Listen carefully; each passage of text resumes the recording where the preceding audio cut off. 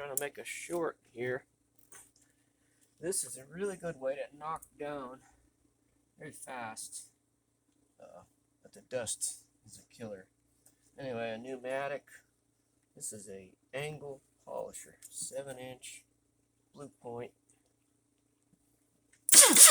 Pneumatics are so nice. They're so safe. That's it, man. Bing, bing. No all this torque going on from an electric one, which can really hurt you if you make a mistake. This is 24 grit aluminum oxide. It's a ripper. See, I had a really high spot right here. Some of these pieces are very thick. You know, when you're hand splitting them. Some of it I like. Putting the irregular ones in. But here's how it goes.